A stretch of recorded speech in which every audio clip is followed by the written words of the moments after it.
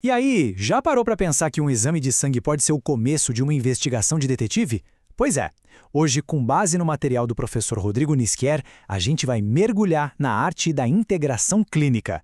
Vamos descobrir como os resultados de laboratório, quando a gente olha para eles juntos, contam uma história que um número sozinho jamais conseguiria. Olha só essa frase que basicamente resume tudo. Nenhum resultado existe isolado. É isso. A verdadeira perícia, a grande sacada, não é focar em um único número que deu alto ou baixo. É dar um passo para trás e ver o quadro completo, sabe? Como as diferentes peças se encaixam. É sobre reconhecer o padrão por trás dos dados. Então, qual vai ser o nosso roteiro? Primeiro, a gente vai ver como enxergar além dos números. Depois, vamos abrir o nosso kit de ferramentas de diagnóstico.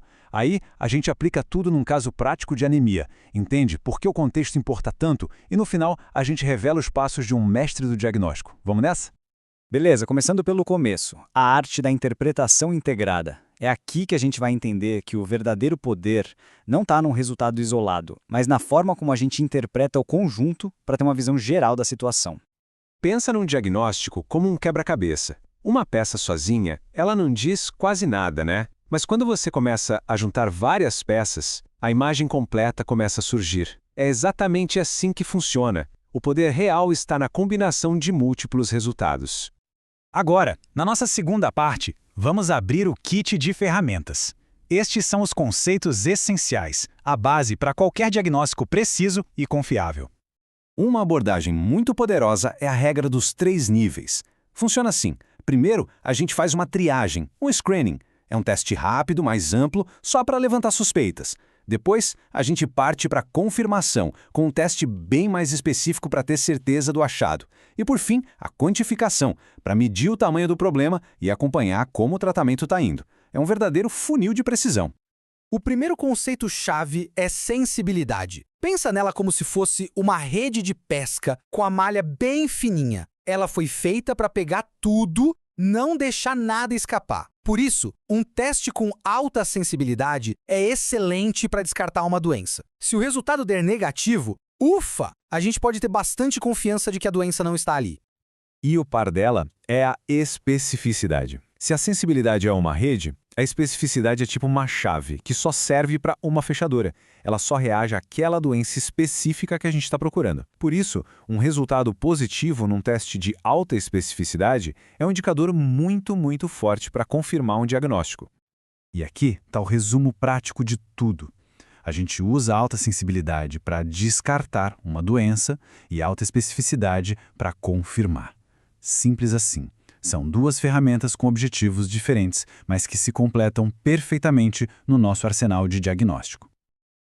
Ok, chega de teoria. Vamos aplicar essa caixa de ferramentas no mundo real e decifrar um dos enigmas mais comuns da clínica, o diagnóstico da anemia. Então, quando existe uma suspeita de anemia por falta de ferro, não se pede só um exame, de jeito nenhum. A gente pede um painel completo. A gente olha a ferritina, que é tipo estoque de ferro. O ferro sérico, que é o ferro que está circulando no sangue, e a transferrina, junto com o TIBC, que mostram basicamente o quão desesperado o corpo está para conseguir capturar mais ferro. Quando a gente junta esses resultados, eles criam uma assinatura de diagnóstico que não tem erro. Os estoques de ferro estão vazios, tem pouco ferro circulando e o sistema de transporte está trabalhando a todo vapor para tentar compensar. É esse padrão, essa história completa que nos dá o diagnóstico, não um valor isolado. Agora, vamos adicionar uma camada que é crucial. A 4ª sessão vai mostrar por que o contexto, principalmente o geográfico, pode mudar completamente a forma como a gente interpreta um resultado. Pensa um pouco nessa pergunta. Um resultado positivo para dengue, ele tem o mesmo peso numa região no meio de um surto e em outra onde não se vê um caso há anos. Intuitivamente, a gente já sabe que a resposta é não, e a ciência por trás disso é fundamental. Esse ponto aqui é perfeito. Em lugares como o Nordeste do Brasil, onde a dengue é muito comum, a chance de um teste positivo ser um caso real de dengue é altíssima. Isso acontece porque a prevalência da doença aumenta o que a gente chama de valor preditivo do teste, ou seja, a nossa confiança de que aquele positivo é de fato a doença. E agora olha esse número, que é impressionante e traz o nosso caso da anemia de volta para o foco regional. Saber que até metade das crianças pequenas numa região tem anemia por falta de ferro, isso transforma essa condição numa suspeita principal desde o início. O contexto guia toda a investigação. Certo. Para a gente amarrar tudo isso, chegamos na nossa última sessão.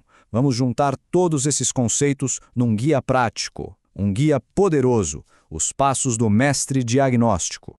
E aqui está o processo completo, o raciocínio integrado em ação. Olha como é uma sequência lógica. Tudo começa com o paciente, entender o contexto clínico. Daí a gente vai para a análise, pede os testes certos, sabendo das limitações de cada um. O passo crucial é a síntese, juntar os resultados com a clínica e reconhecer os padrões. E, finalmente, a ação, comunicar o diagnóstico de forma eficaz e, claro, acompanhar a evolução. Para encerrar, fica essa reflexão. Onde é que está o verdadeiro diagnóstico? Num único número alterado ou na história coerente que é contada pelo padrão de múltiplos resultados? Tudo isso interpretado pela lente do contexto? A resposta, a gente já sabe, está na arte de enxergar o quadro completo.